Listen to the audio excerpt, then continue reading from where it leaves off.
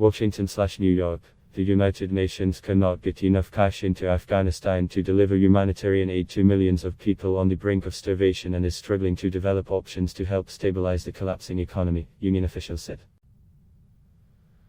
Ultimately, political solutions are needed, a senior union official told Reuters on condition of anonymity, an apparent reference to sanctions relief and for governments and institutions to free up billions of dollars of Afghan assets held overseas. In the meantime, union agencies are scrambling to find ways to get large amounts of US dollars into Afghanistan to combat a liquidity crisis that has taken hold since the Taliban ousted the Western-backed government in August. The union official shared with Reuters some of the options being suggested.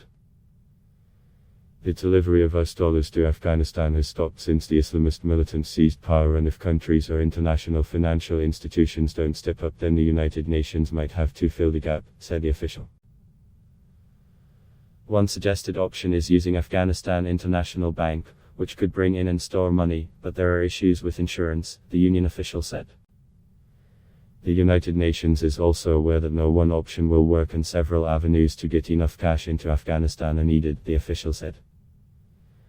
Union Secretary General Antonio Guterres has called for the International Monetary Fund to agree on waivers or mechanisms to get money into Afghanistan. The IMF has blocked the Taliban from accessing some $440 million in new emergency reserves. Much of the Afghan central bank's $10 billion in overseas assets have been frozen as well, most of it in the United States. The US Treasury has said there are no plans to release the money. We need to work together to make the economy breathe again and to help people survive, Guterres said on Wednesday. Injecting liquidity into the Afghan economy can be done without violating international laws or compromising principles. Flying in money not on table yet. United Nations has repeatedly warned that Afghanistan's economy is on the brink of collapse and would likely further fuel a refugee crisis.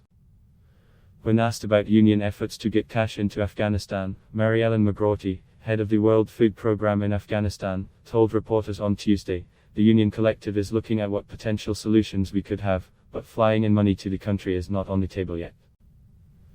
What we are using at the moment is the limited liquidity that is in the country," she said. "But the longer this goes on, we are finding it's becoming more and more difficult."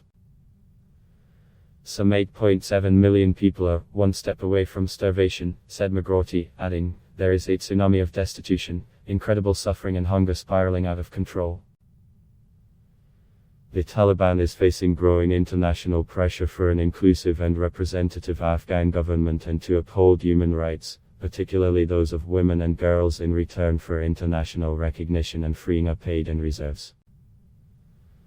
Donors and institutions are also seeking to avoid running afoul of union and unilateral sanctions on the Taliban.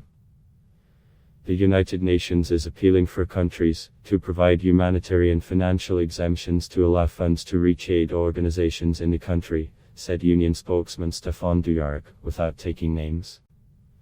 Union agencies and aid groups are currently using informal money-moving networks, known as hawalahs, and small amounts of cash in banks to pay staff salaries and for other smaller-scale purchases, Dujarric told Reuters. These modalities are not sufficient for the large-scale operations requiring cash payments or cash assistance in country, however, said Dujarric, adding that the United Nations was talking to international financial institutions to find a solution that would expand aid operations. Adblock test. Why?